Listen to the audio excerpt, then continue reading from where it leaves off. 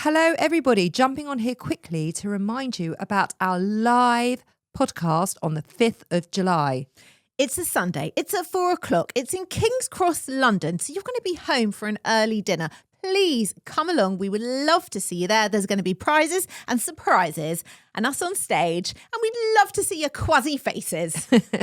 It's our first ever live show. So we're really excited about it. The link to buying the tickets is just below in the show notes. Just click it. It will take you straight through. It couldn't be easier. And we are so excited to see you there.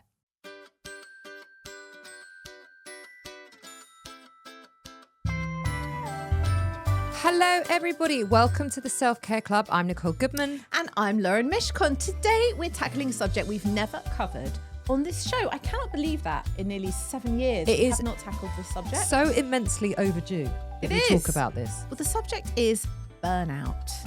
And our guest today is Jo Hutton. Jo is the creative behind Yoga for Tired People, one of the top health and wellness substacks in the world. That is amazing.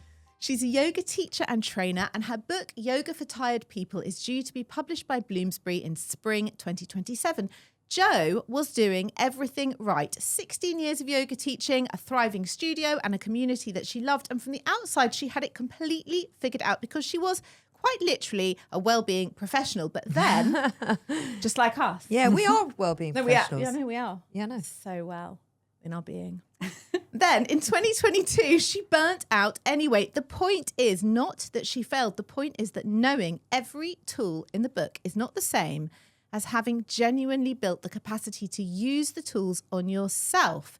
And this is where the conversation starts. It's the thing that most self-care content never says out loud. And she is here to unpack all of that with us today. Jo, welcome to Self-Care Club. I'm very happy to be here. Hello. Hello, it's lovely to have you here. We're gonna really unpack the whole subject of burnout because I think there is so much misinformation out there.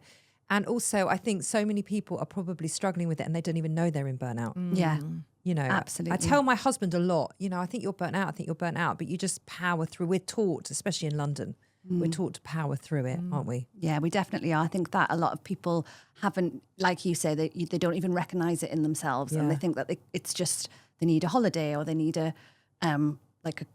need to go on a spa day or something, but it's a lot deeper than that, I think. Well, we're going to get onto all of that. But actually what I would like to know at the top of the show is what was happening before all of this sort of reached a limit for you and the point of burnout. Like, talk us through like the lead up to all of that. So it happened in 2022. And as you can probably work out, 2022 is 2 years after the old Panny D. Yeah. Oh, the Panny D. That's a new one. I love it. That. The I love Panny it. D. Yeah. And I was running a yoga studio. It was really successful. It was in the centre of Newcastle. And then suddenly overnight, it was gone because I had to go online. And so I just spent the whole of the pandemic when we were in lockdown and obviously group fitness classes, it took a really long time for them to be brought back. Oh my God, yes. It took such a long time. And in that time, I just went straight into teaching online. So I just went boom and I put the exact timetable that I had in my studio online. And I started like working online. And then when the things started coming back to the studio, I kind of had, instead of taking the online stuff off, what I did was I just brought the in-person studio back and I had the online stuff. But because the in-studio stuff, there was still people kind of doing both. So I was hybrid. It was hybrid. So I was doing literally twice the work for the same amount of money that I'd made before, and also the financial hit of having to close the studio and all of that. So and the PPE and all of the added costs involved, and all of the suggestions and all of the laws around having to keep that studio open all of it. It was, and also it was managing other people because it was such a hot political thing. So there was some people who were very one way, some people who were very the other way. So it was managing the calm in the studio when people had very strong opinions about things. And I just kind of went and just managed it. And then in about 2022, I think it all just caught up on us. And I was teaching in the studio. Everything had come back. So I think it was at the point where things were like a bit easier on the surface. So I was teaching on a Saturday and I just completely disassociated. So I had this like really intense panic attack, but I didn't register it as a panic attack because I'd had panic attacks in the past where they had been panic. But this was like I just suddenly shrunk very, very small. In the middle of a class? In the middle of a class. So I was teaching and I just suddenly completely dissociated. It was like I suddenly became like a tiny little, like I was looking at like a porthole from my head, and I couldn't see out of the periphery of my eyes. And I was just like, so I just completely like had a mental break, really. And then I just kept teaching, because it was something I'd done a million times before. So I just kept teaching. And all of that I kept saying in my head was, make sure nobody knows, make sure nobody can tell, make sure you get through this. So I got through it. I rang my mum. I was like, Mum, come pick us up. You knew you weren't okay. Oh, yeah.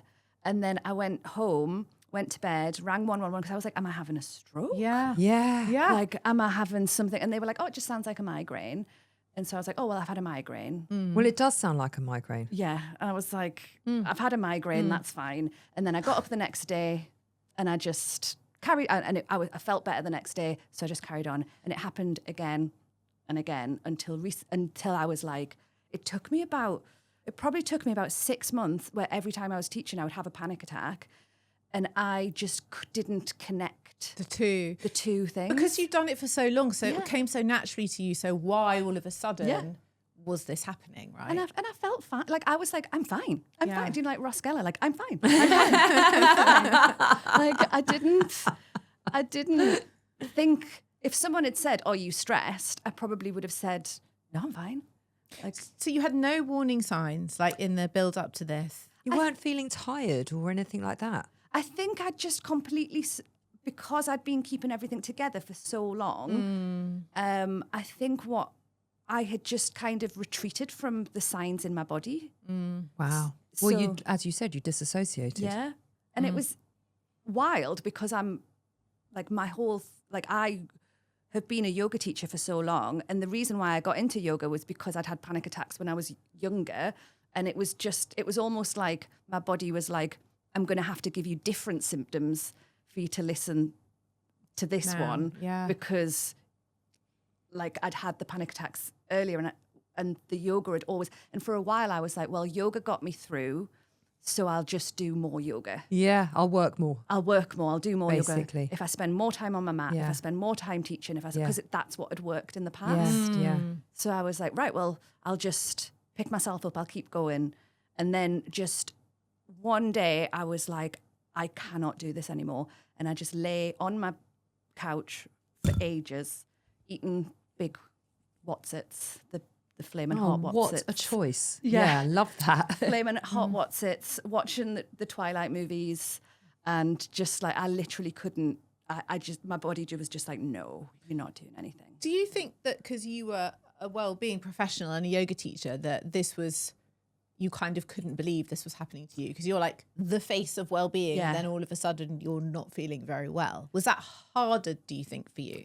I think it's hard for anyone. I think it was probably harder for me to see the signs because they weren't presented in the way that I thought they should present. Mm-hmm. So I kind of had an idea of what stress and anxiety looks like in my body. And also I was cocky. Like I was really cocky because I was like, But I'm looking after myself. Yeah. Like I'm doing all the things right. Like I'm eating well, I'm sleeping well, I'm doing yoga 25 times a week. Like everything's good. It's fine. Like, and I think I was a bit cocky with it. And also there's this, I think a lot of people who work in the wellness sector sometimes feel this guilt and disconnect where they're like, well, if something's wrong with me, how can I tell other people what to do? Do you know what I mean? Like, Okay. You've so got to it's have it all like- together. Yeah. like I've got to be, So you can't be human. yeah. And I feel like I've always been quite honest with my clients and things about the fact that my struggles and things, but I don't know what it was. I did not register that as. But also, it wasn't presenting like a panic attack in the sense that we all know it, where it's like the beating heart and the breathlessness and the suddenly not being able to breathe and sort of like falling to the ground and holding your chest. Like that's how I see a panic attack anyway. So it was presenting very differently. It was literally taking your vision away. It was shutting you down. Yeah, it was like I was retreating. I was completely disassociating from my body. So I just was like going, like I say, like a little portal in my head, like looking out. And I had the sense that that I was dying. Oh my God. So I had this like, you are dead, like the sense that, but I didn't feel unwell in your body. Unwell in my body or anything, but there was just this like, there is something really wrong. Yeah. Feeling. Wow. And I was like, I went to the doctor as well, and it took me so long to get this doctor's appointment. It took me so long to get this, and my doctor's great, but the first thing she said to me was, "Have you tried yoga?" No. The irony. And I was my like, God. I promise you. I have tried it, once or twice. I've given it a go. My problem is not that I'm not doing enough yoga. I promise you. Oh my God.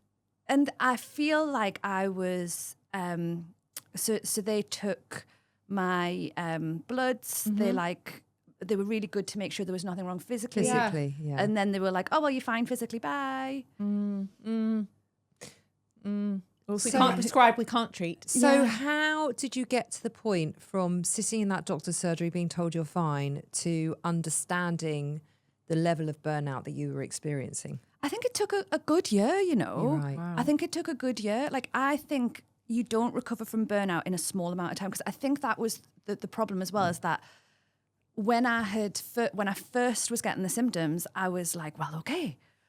I was like, I'm a good student. I can work this out. I'm going to power through this burnout. Yeah, I can. What are the nutrients that I need? What are this? Like, I turned up to my burnout healing in the same way that you would turn up to like your A-level maths exam, like with a protractor at my hours. Like, I'm gonna I've prepped. I can do this. I've revised for burnout. Exactly. I was like, I can swat my way through this. I'm ready for burnout. And it was almost like, because I didn't want to feel the feelings, because I was like, well, I can like logically and intellectualize my way out of this.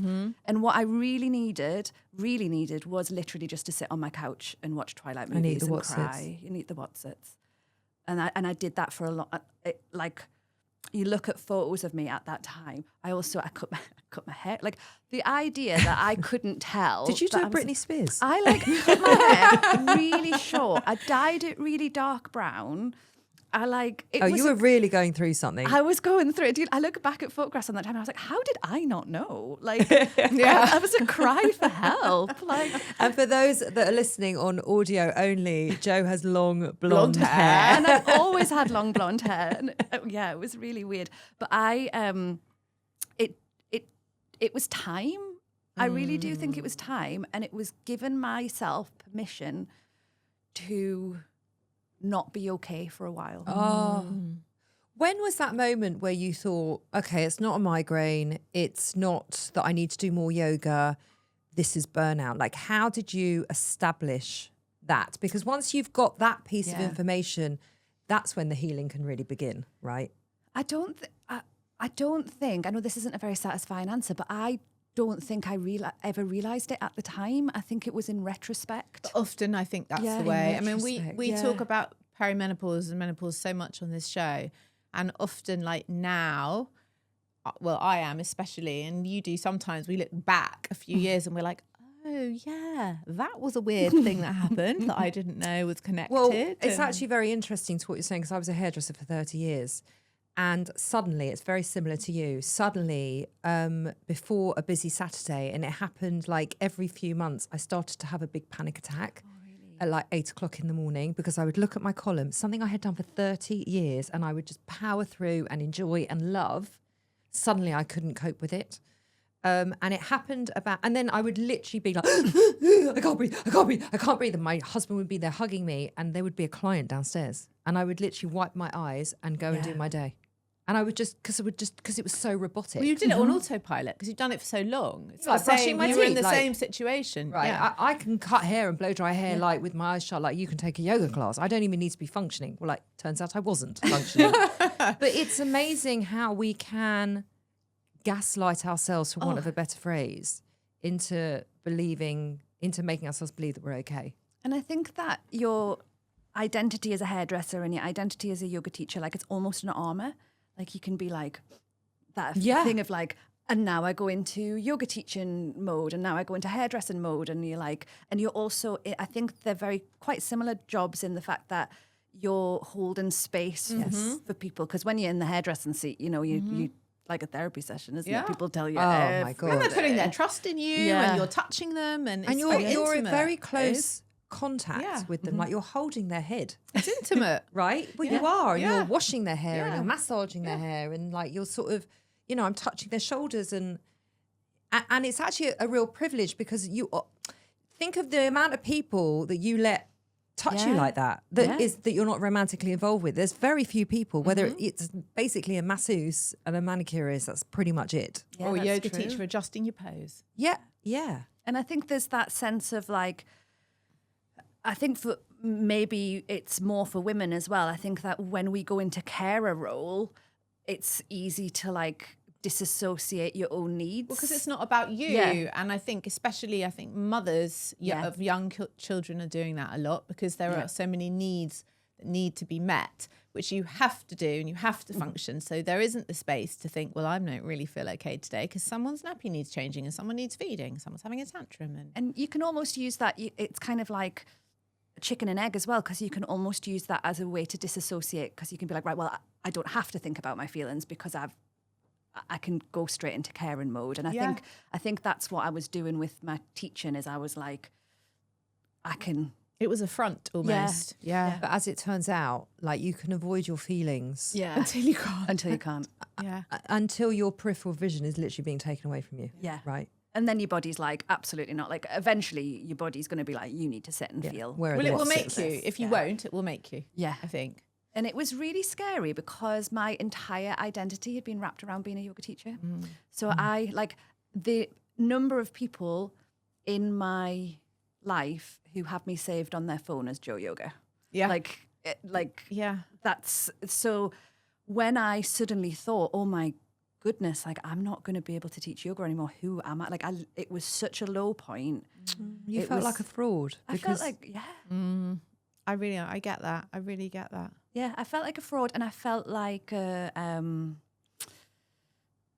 just didn't know who I was. Like I felt unmoored, like unanchored from everything that I knew about myself. Yes. And wow. and then I picked up a copy of the this went on for probably 3 months of like not being able to do very much at all, and and thinking, oh no, this is my life now. And then I picked up a copy of the Yoga Sutras that I have by my bed, that I've read. Like I've read the Yoga Sutras. What like, are the a million Yoga times. Sutras for those that don't know? The Yoga Sutras are the I don't know. the Yoga Sutras are the text written by Patanjali, which outlines the path of yoga. So it's the like ancient texts. Sutras. Sutras are like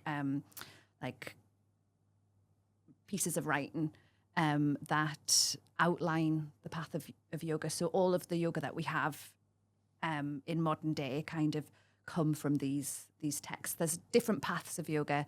I'm not going to get too much into it because I could talk about this forever, but there's different paths of yoga, but the one that you normally see in like a yoga studio comes from the Yoga Sutras. So they're quite important. Very important. Yeah, like they're like the foundational text of yoga. Of yoga. Okay. Okay. And I read it and I was like, there's not very much in here at all about physical practice. Mm-hmm. So there's like 2 lines about physical practice, and none of the lines are like, you must get up at 5 o'clock and you must do an hour's yoga on your mat. Like there's none of that. And so I was like, okay, I'm going to give myself permission to do the other bits of yoga that aren't the physical practice. I'm going to give myself the permission to just step back from it and see what happens. And then, Like what? so there's 8 limbs of yoga. And in the 8 limbs, only one of them is physical posture. So one of the limbs is physical posture. The other limbs are, you've got your yamas and your niyamas. These are all like how you are in the world. Oh. So your yamas are the things that you should refrain from doing. And then there's your niyamas, which are what you should do. So it's like how you are in the world. And then there's meditation, pranayama, which is the breathing exercises, concentration, withdrawal of the senses, and contentment as well. So I was like, I'm going to explore Nice. the other bits, which had always been a part of my practice, but In the practice. And I Yeah. was like, I'm just going to make this something I do in my life rather than something that happens on a mat. And so I created like really short, because it's all I could do. I could only do short things. Yeah. So I did little short bits just weaved in through my day. And as I got better and I got more physically able to do stuff, I was like, oh, I actually prefer this way of practicing because it's so embodied in my life rather than it being like, On the mat. yeah, like rather than it being like, I'm going to go and do yoga and now I do my life. It was just like, this is like, I live my life in a yogic way rather than, that sounds so wanky. No, I but it's love true. it. I love it. Because I don't. So I love that. You do not. You do not. Neither do you, by the way. I do more than you. No, you don't. I do. No, you don't. You don't. You do not. I don't do yoga, by the way. You do not. I you don't do any not- aspect of yoga. You do not live your life in a yogic way. I do. I'm quite mindful. And I'm very good with rest. It's- And I'm very good with the present. I'm very good with stillness. yeah, okay. Those Oh, things yeah, I'm good okay. at. All right, yeah. But Thank you're not you. yogic. I'm definitely not. I'm very bendy, though. Okay. Freakishly so. Anyway, And so I was like, well, how can I, if this is working for me, maybe there's other people Yeah. who this, because one of the things that I find as a yoga teacher, and I've always found, is how guilty sometimes yoga and self-care makes people feel. oh, So yes. I always joke that I was like Marley's ghost from A Christmas Canterbury Carol. Tales. Yeah. That where it was like, someone would see us in a supermarket and it would be someone I hadn't seen and it didn't matter if they hadn't been to class for 2 weeks or they hadn't been to class for 2 years. They would see me, they'd go white and they'd go, I'm so sorry, I haven't been to class. Like you're keeping tabs. Like you've got a blacklist in your handbag. Like you're the boss. And Yeah. I'm like, no, but I'm just really pleased to see you. Yeah. Like, it's nice to see you. And so That's so interesting. it's so interesting, isn't it? And I think there's loads of people who love yoga and want to do it, but because they've made it into this thing that they have to do, then so in our family we have something called being a fun vampire. So it's this Love idea it. where, The opposite of a toxic vampire. yeah. Okay. So the idea is that because we believe that important things are hard and that we have to work hard for something to be worthwhile, we also think that all worthwhile things should be hard. So when we, Yes. so what happens is we find something that we enjoy and we go, I love this. I'm going to do it every day. And I'm going to get up at 5 a.m. and I'm going to do it. I'm going to make it really hard on myself to do this thing that I love. And I'm going to be the best at it Yeah. ever. And I'm going to measure it and I'm going to get a Garmin watch Yeah. and I'm going to Yeah. I'm going to optimize this the Yeah. most I can. I'm going to Stephen Bartlett the hell out of this. Yeah, I'm going to be the best at Yeah. fun. I'm going to be the best Yeah. at enjoying myself. Yeah. What a and- buzzkill. Yeah, and so we call it. So when we notice it that someone in our family is doing it, we'll go. You're like, you're sucking the fun. You're sucking the fun out of it because things have to be enjoyable for you to want to do it. Yeah. And I think that people have just sucked the fun out of this lovely thing that they enjoy. And then the longer, and because they know if they did it, they would probably feel better. They have the other side of that is where they're like, I feel bad because I haven't done it, which isn't true. That usually isn't why you. So like it makes them feel like they are responsible for their own situation, because if only they just did a little bit more yoga, or they only did something, then everything would be fixed. Yeah. And so I was like, well, how can we do it where how can I make it so that people can do yoga without any of that guilt? And I was like, well, why don't we just make it as easy as possible for some? So what are the things that are blocking people? It's the fact that they don't want to change their clothes. Mm-hmm. They don't want to get their mat out. Mm-hmm. Like, they just want to do it. So I started making really short videos that people can do without changing their clothes and without getting their mat out. And people just really loved it.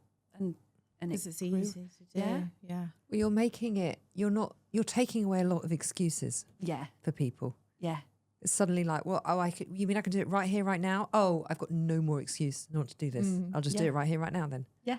And I think usually when you do something as well, you're like, oh, I feel so much better after that. And then it makes it easier the next time. Yeah. And easier the next time. Because you get a positive little tick in your brain that makes you want to do it again. And I do now still. So like now I go back to yoga classes and I have a physical practice on my mat as well. But I don't think it needs to be an either or situation. I think you can do both. I want to talk to you a bit about rest. Yes. You talk a lot about how the self-care industry is selling the wrong version of rest. What do you mean by that?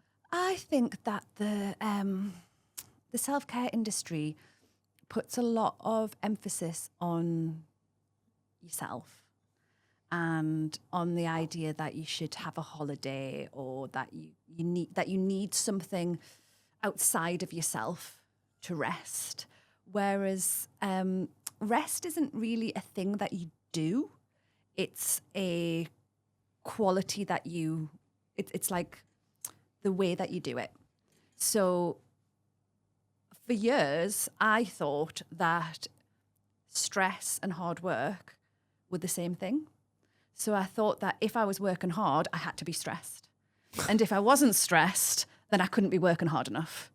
So I thought if I wasn't stressed, then there's no way that I wasn't working at capacity, because hard work and stress were the same thing.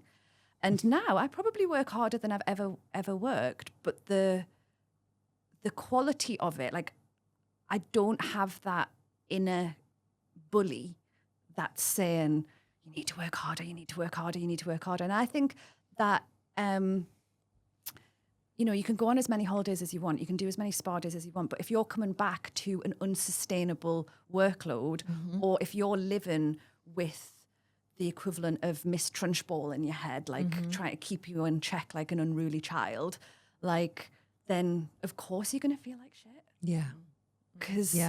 And you can feel like, I'm sure everyone's had this happen where you think, I'm going to feel better on holiday, I'm going to feel better on holiday, I'm going to feel better on holiday. You go on holiday, you can't relax. Yeah. And then you feel like the world's most ungrateful, most horrible person ever, because you're like, look, I'm in this place and I still can't relax. I must be a massive dickhead.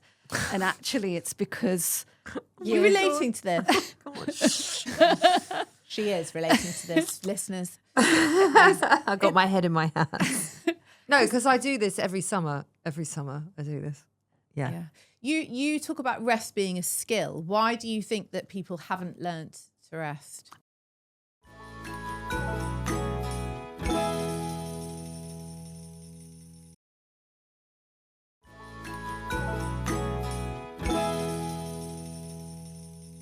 You talk about rest being a skill. Why do you think that people haven't learnt to rest? I think it's because of the way that our society like fetishizes and loves work, like the way that we like love hard work. And so I don't think it's seen as a skill. I think we're kind of just told to stop. I also don't think that it's valued enough in society. Yeah. And I think that's half the problem. That actually, if you're resting, like you said, the harder I work, the more stressed I have to be. I think that comes with status. I'm really busy and I'm really stressed. Means that you're somehow important. Your time is very precious. Your time is important, and you're on the right track. Yeah. because you're productive. The track to what? To burnout, as it turns out. Well, yeah. Yeah. But I don't think we stop enough to realise that this I'm really busy, I'm really stressed, I'm really burnt out is actually so destructive. It's not something we should be showing off about. And I think it's really hard because other people react really badly to you not being stressed and you not working hard. Yes. Like people are funny about it. But they don't like it. They really don't. I had this. So one of the things. So I've just recently written a book, and one of the things that I was really like, I'm going to experiment and see if I can do this without, because one of the core beliefs of writing a book is that it's stressful, and I was like, I wonder if I can do this without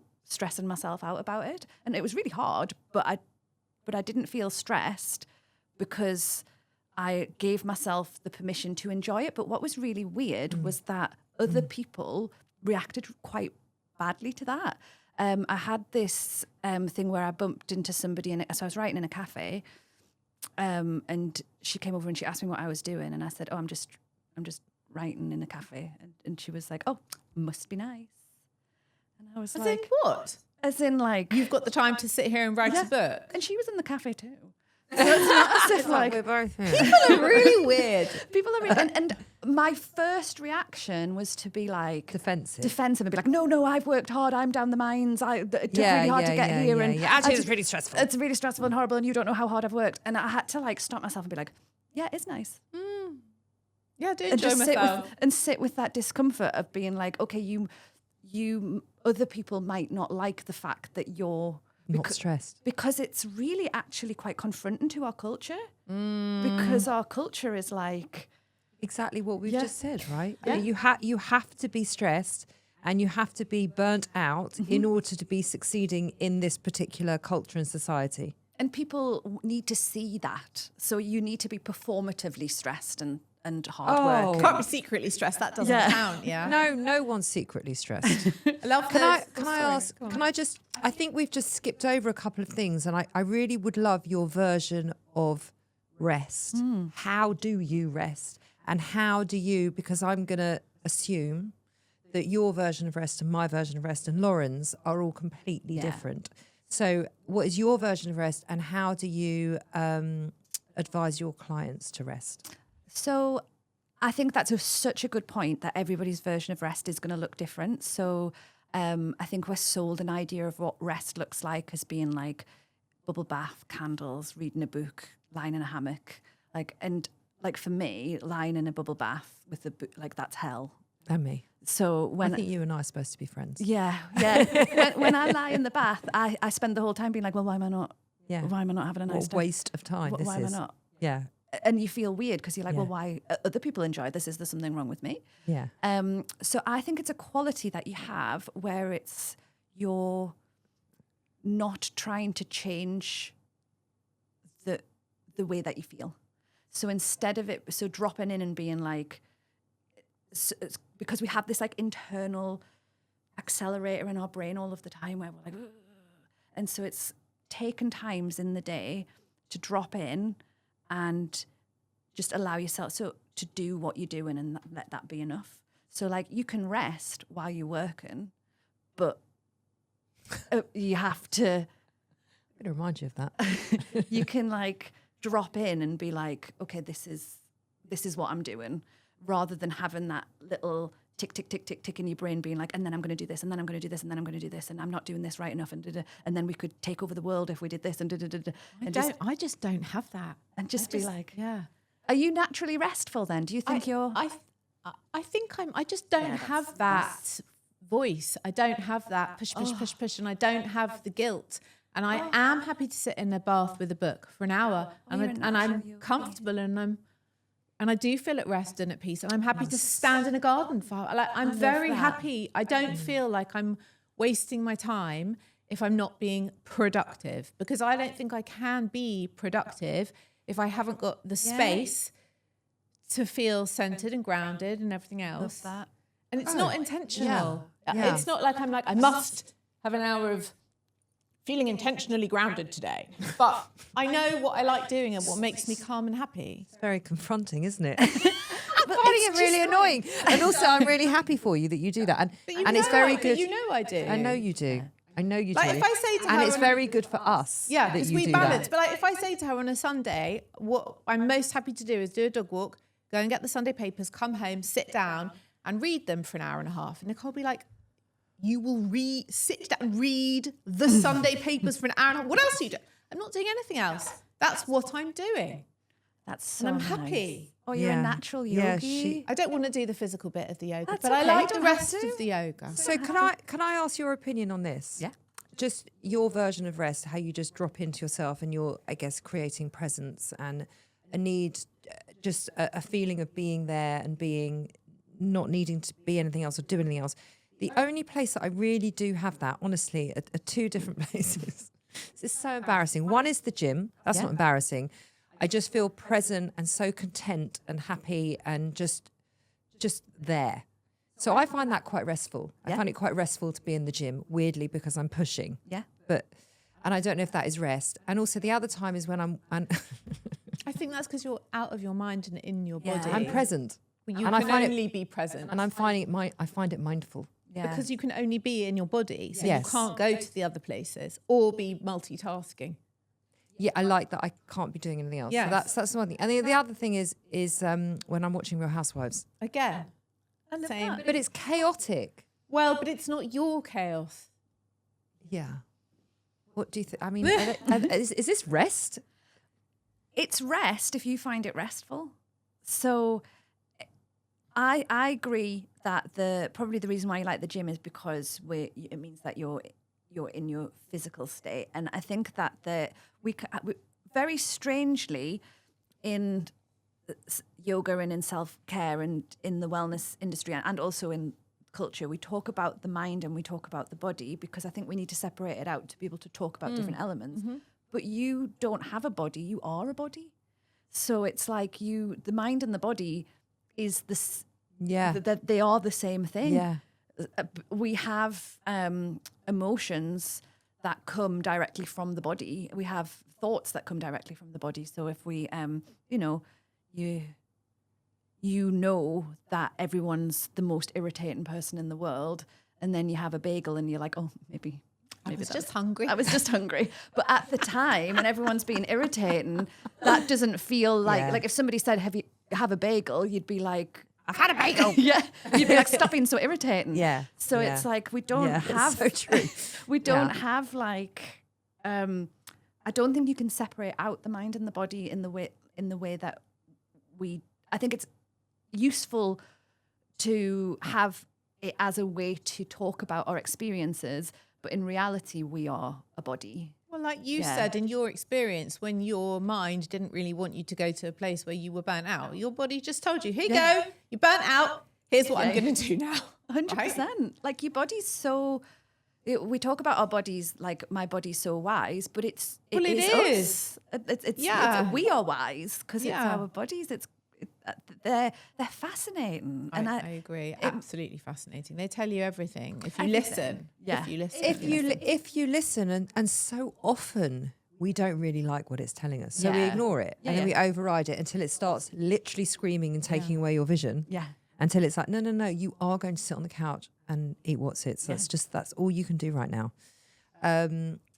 So I guess in the same vein that rest looks different for everybody, burnout would look different for everybody. Oh, 100%. And I think that it's very dependent on the situation that you're in as well, because, me having burnout because I've lived through a pandemic with a yoga studio, like that's quite a privileged burnout. It's going to be very different burnout to, I've got disabled children, or I've got a chronic illness, or I don't know where my next meal's coming from. Yeah, it's a very different thing. And I think that's something that the self-care and wellness world isn't very good at as well, where we try and individualize a problem that is a structural problem.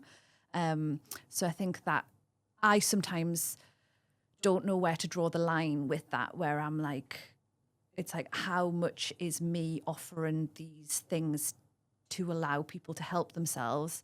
At what point does it become patronizing? At what point does it become toxic and unhelpful? Because then so I used to do quite a lot of corporate well-being stuff, and I've really pulled back. who I do that with, because what I was finding was some, not all, there are some amazing companies out there, by the way, this is not a reflection on all companies, but I think some wellness and corporate things are done in a way of like, well, you have it at lunchtime, you have it at, like, it's an add-on so they can have a little ticky box, and then when people come and say I'm burnt out, they're like, well, we'll put the yoga on for you.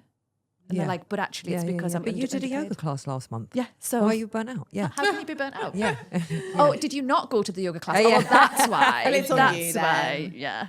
Yeah. And actually, sometimes it's about the structures and the systems that we're living within that is burning us out. And that is, I think, one of the things that yoga has the potential to do, if we use it in this way, is that it can also be a real community building thing. And I think that we can't just self-regulate. We also need to co-regulate. We need to be in community with other people as well. So much. Like, and because there's only so much you can regulate on your own. Actually, we aren't designed to regulate on our own. We're designed to regulate. And I think we as a culture have been very like, you go and sort yourself out, like do that off screen or off stage and then come back. But actually, like, that's not how humans work. No, it's not. I think that's one of the beauties of mine and Lauren's relationship. It's one of the drawbacks and the beauties is that there's nowhere to hide. Yeah. And because we do speak to each other every day and we need to speak to and we want to speak to each other every day, it's like if one of us isn't okay, there's always the other one pointing out like, you're not okay. You're being weird. Why are you being weird? Why'd you send that text? What do you mean? I said 2 words. Well, I know you're not okay. Also, what's annoying is we're always right. But we're always right with each other. Yeah. Because it comes from a place of love and care and knowing the bones of each other. So I always know when she's not okay and vice versa. You just don't always want it reflected back to You you. just don't wear. Sometimes she just goes, shh, shh. she did it to me yesterday. Just shh. Shush now. I know you're right, but I don't want to talk about it. And do you feel like you can be vulnerable with each other as well? We've Like, had to be. I mean, that's not my favourite thing to do, is it? yeah. No. We've only spent 7 years doing this show, having to talk about things I don't want to talk about. But we've kind of had to. Well, I've had to. You're better at it than me. I find it much better than Lauren. I'm very like heart on my sleeve. This is who I Yeah. am. This is how I am. This is where I am. I'm always fine. Yeah. Always. Until I'm literally screaming in her face, always you're not On a fine. level, fine. Yeah.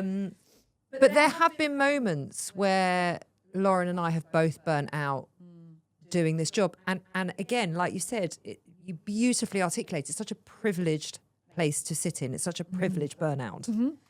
But it doesn't make it any less true. Yeah. No, it doesn't. And I think there's so many people who have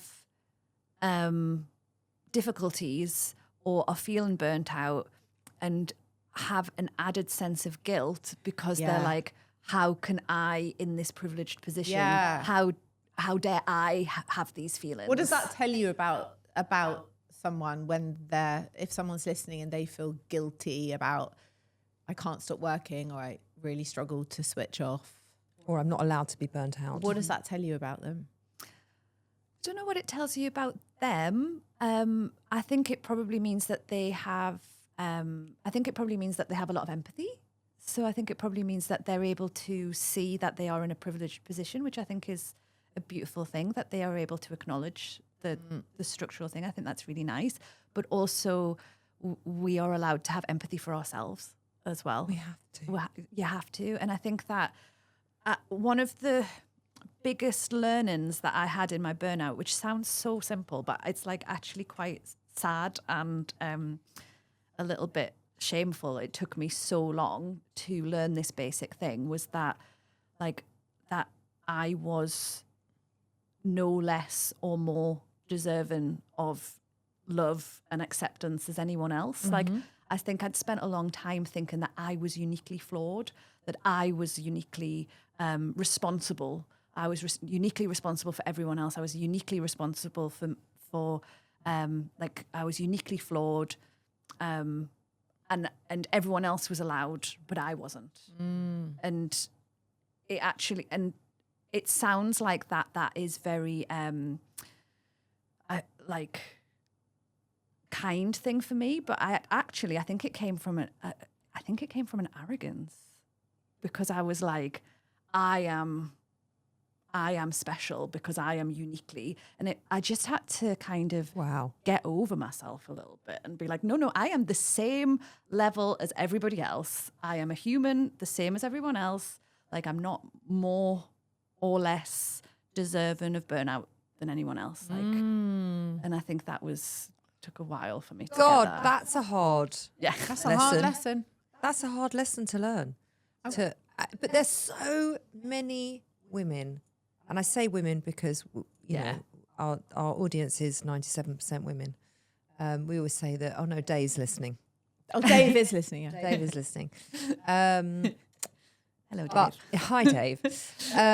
But there's so many women that relate to that. As in, I'm not allowed to feel tired. I'm not allowed to have needs. I'm not allowed to put myself, my feelings, my burnout, my exhaustion before anybody else in my life.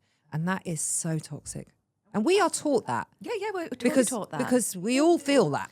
But if you think to about some level. how people talk about women, you know, when you hear the compliments that people give other women, it's like decorative. It's like, oh, she's thin. You know, she never sits down. Oh, my mum, she never sits down. Oh, she never rests. She's got something for everyone. She's got time for everyone. She's always got we compliment other women on the service that they do to other people. And also it's things like that I've noticed of, oh, she's so sweet. She'll do anything for anyone. And that to me is like, well, if she's doing anything to anyone, then she's not putting any of her needs first. And it is so, it's so over accepted and adored in society. And that's half the problem. And also, I think I do resonate with that, because when I was a doula for 16 years, and obviously you are giving. Yeah. You are giving. That's the job. Yeah. It's never about you. No. And I remember when I was training, being told by the trainer, you are a ghost in the system. And if they don't remember your name, 10 years later, you've done a good job. Yeah. Which is true, because obviously you can never bring your own stuff, your own feelings, your own bad day, your own whatever to someone else's birth, because it is, you're there to service them. But after 16 years of being purely in service to other women, I was kind of done with being invisible. Yeah. Because all you're doing is putting everything that's about you to the side. However, even if it's 3 a.m. and you've had a terrible week and you're exhausted, or you don't feel very well, or you've got your period, that's the job. That's the job. So you switch off everything about you and you invest in the person you're looking after. And I got to a point where I couldn't do that anymore. And then if I wasn't able to give them that, I wasn't able to do the job, because I wasn't giving them the service that they deserved and the care they deserved. But it's hard to be invisible for such a long time, you know. Did you have your own burnout then? Did you have a moment where I wouldn't say I had burnout, but she was fine. I was fine, Jo. But what happened was I got much older, and to pull an all-nighter at 28 is fine. To pull an all-nighter after 40 is much harder. And I also the dynamics of the job changed, and we were doing this, and I think I just had enough. And I always thought, if I ever go to a birth and at the end of it I don't realise what a privileged and special and incredible and unique experience that is, if I'm ever like, a baby, then I have to stop.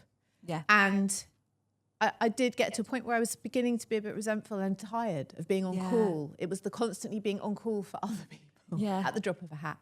So I just didn't want to, I couldn't put my heart in it anymore. Yeah.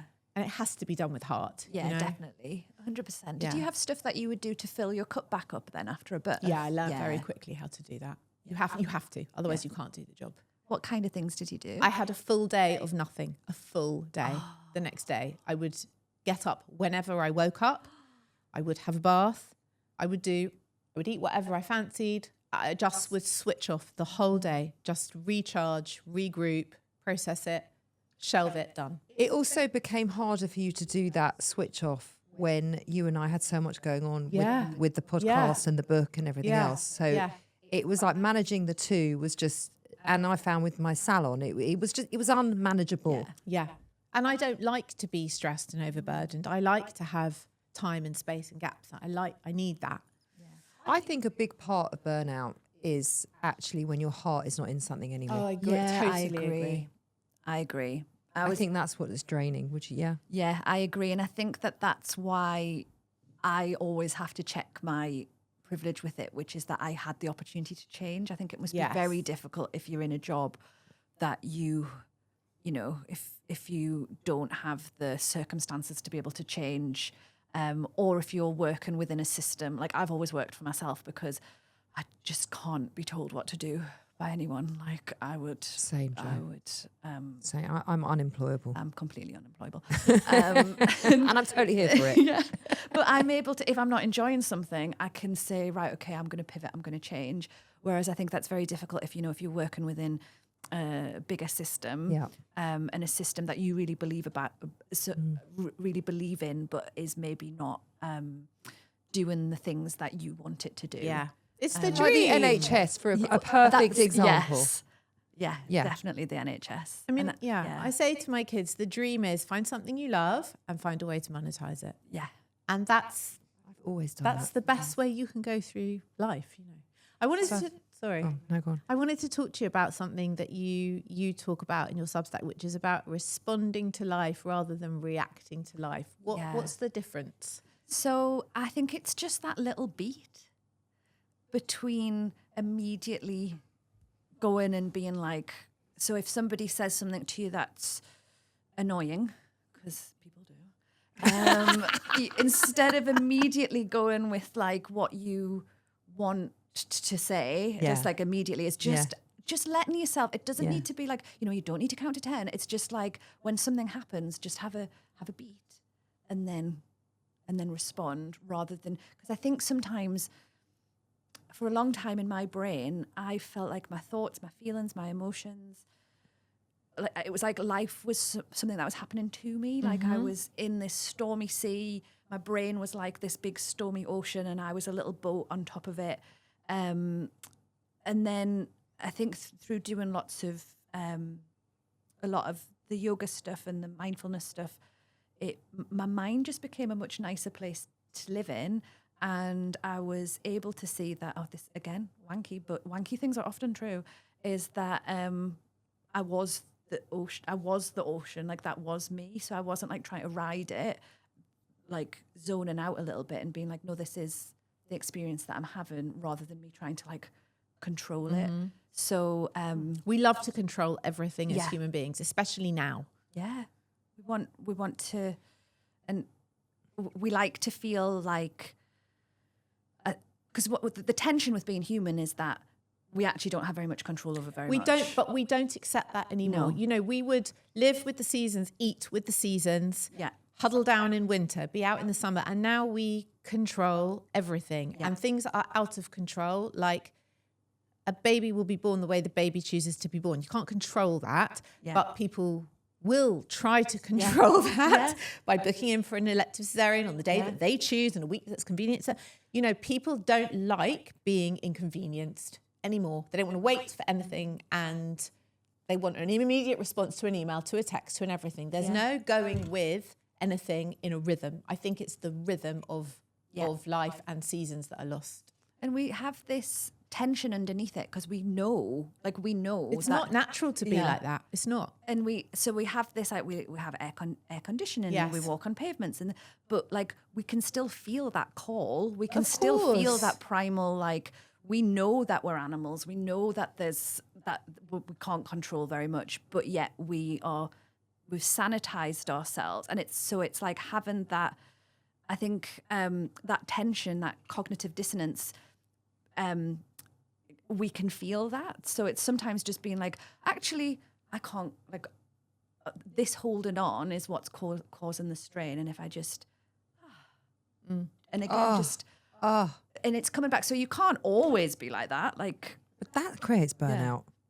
That holding on and trying to control and trying to be in charge and trying to do all of these things, that is just so exhausting. It's exhausting. And there's two types of stress. There's the stress that happens because we are alive. So there's the stress that happens, we've got bodies that get older and break. We've got parents. We have to live in communion with other people. And like I keep saying, people are irritating. So we have that stress, but then we have the stress that we create ourselves about how we're feeling about the first type of stress. And it's that. So I think there's this misconception that if you do yoga or mindfulness or meditation, we're trying to create these perfect lives where we don't have any stress, where we don't get irritated, where we don't get angry, where we are not human. But actually, that first type of stress is just part of living. Yeah. And it's that second type of stress that we're trying to deal with. It's how you respond to the things that you can't control and are dealing with. It's, Take a beat. it's that. And we call it the pause. Yeah. Like if someone asks you to do something and you immediately go, yeah, sure, I'll do it. It's just like take that beat, right? Yeah. Like, actually, can I do that? Do I have want to do capacity that? to do Do that? I have capacity How am I to going do to that? feel after I've done that? Resentful, cross, tired, or Yeah. good? Yeah. Take a beat. I like it.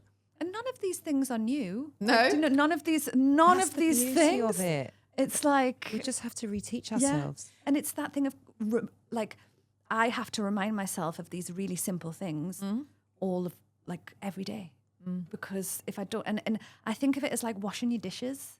So, if you let your dishes build up, it becomes very unmanageable to do. Yes. Yes.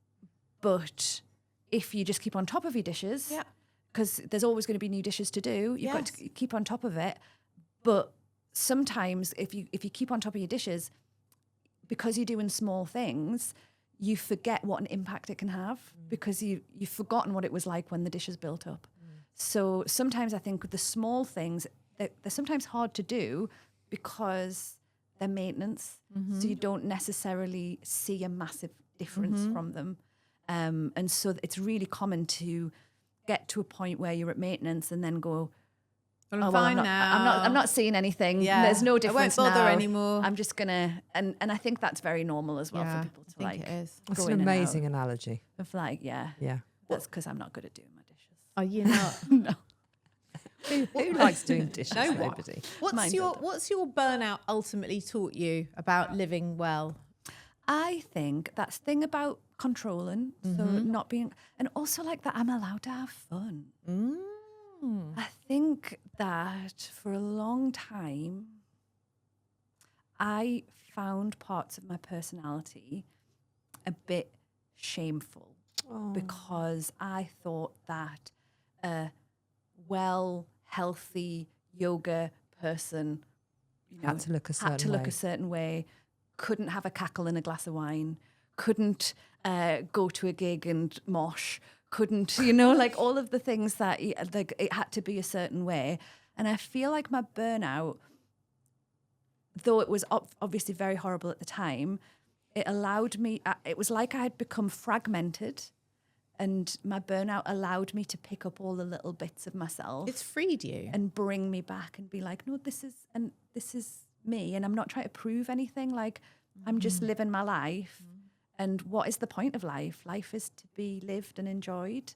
And that's really individual, right? yeah, so individual. It's like those stories you hear about nurses who are at people's bedside as they're dying, and they always say, no one ever says on their deathbed, I wish I'd worked more. Yeah. Wish I'd worked harder. No one ever says that. Yeah. Or I wish I'd lost that half a stone. Yeah.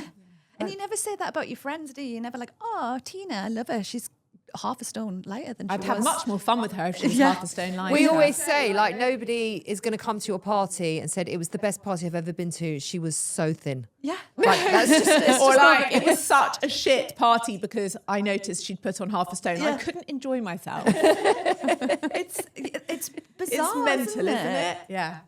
And it's so sad because it sad. takes up so much of our brain space. And like, we're only on this earth for such a small amount of time. So We are. Live Enjoy it. it. Live it. Yeah. Live enjoy it. it. Jo, what do you do for your own self-care now, looking back on everything? Yeah. So I need to move my body. Like, I need to move my body, but I need to move my body from a place of love. Oh, So I can't move my body from a place of I need to lose that half a stone. Yeah. I need to look a certain way. I need to I think for a long time I was very, I felt like physical movement was my redemption. So like I would be good if I did like my yoga practice, if I did my weights, if I did my running. And it just became so overwhelming because like it never ends. Because you do your weight training and then they're like, but what about your cardio? And then what about your mobility? And what about your, and you're like, oh, what about your balance? What about your Pilates? Yeah. You end up, never it just never ends. So there's having that acceptance of like, okay, I'm never going to win this game. No. So let's play it in the most enjoyable way possible. Yes. Like let's I always just say have that, fun. don't I? And I think that, so I like bloody love a Zumba class. Love Good for you. Love a Zumba class with the nans in the church hall. Love a Zumba class. I love going for, I've done couch to 5K maybe 20 times. Good for you. I've never finished it. I get about halfway and I'm like, oh, I'm not going to run for 20 minutes. I'm going back to the beginning. Yeah. So I like just go back to the beginning. I lift weights. I love lifting weights. Like I really do love lifting weights, but I'm not like, I'm not funny about it anymore. I think there was a point where I was like, right, I have to lift a certain amount. I have to do it this particular way. Yeah. And I think I'm just a bit kinder to myself. You also don't have to do anything. No. You don't have to. And it's the morality. You can choose to. Yeah. I think it's the morality attached But it's to that, it. but whose voice is that? Yeah, you know, that's exactly. what I always find so interesting. It's like, well, who says that you have to do that? Yeah. Who's telling you? Because you're grown up. Yeah. And it's deciding which bits of that you listen to. Well, which bits are healthy for you and which bits Yeah. are toxic? Yeah. Because that voice in my head of like, right, come on, you need to get up and get to the gym.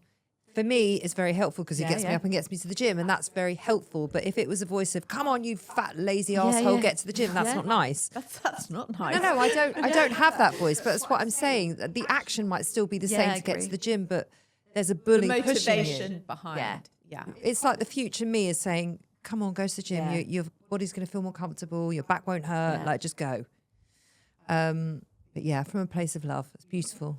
And I think I'm just kinder to myself. I really do think and I don't see that as a cop out. So I think for a long time I thought like, oh, be kind.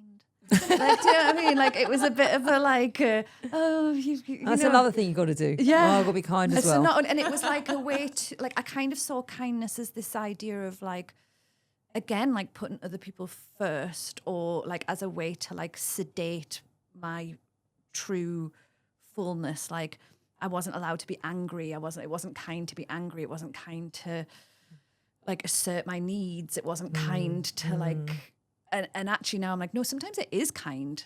It is kind for me to have a boundary. One of my best friends, Kate, she's a therapist, and she says this all the time. She's like, boundaries are kind, because if boundaries are clear, everybody knows where they stand.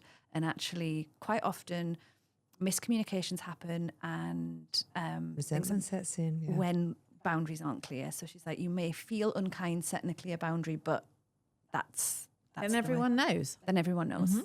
So true. And it's just, so I think that's what I've done. I've just, it sounds so simple, but it's actually really No, hard. it's not simple. Boundaries are very We hard. love the simplicity here. That is what we are all about at Self Care Club, and relearning and re-reminding ourselves of the things that we we really need to be doing and that Yeah. actually help.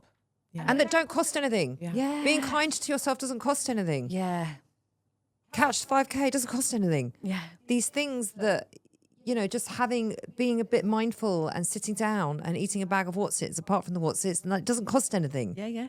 So that's the beauty of looking after yourself. It shouldn't have to cost a fortune. It shouldn't be exploitative, and it should make you feel better and put a smile on your face. Couldn't agree more. Thank you, Jo. It's been so lovely having you here. Can you tell people how to find you? Yes. More of you. So I am on Instagram, Jo Hutton Yoga, and I'm also on Substack, which is Yoga for Tired People. We will link to those in the show notes. Jo, thank you so much. And please, will you come back when you've published your book? Yes, I would love to. This has been so fun. It has been really super. fun. Thank you so much. Thank you for having me.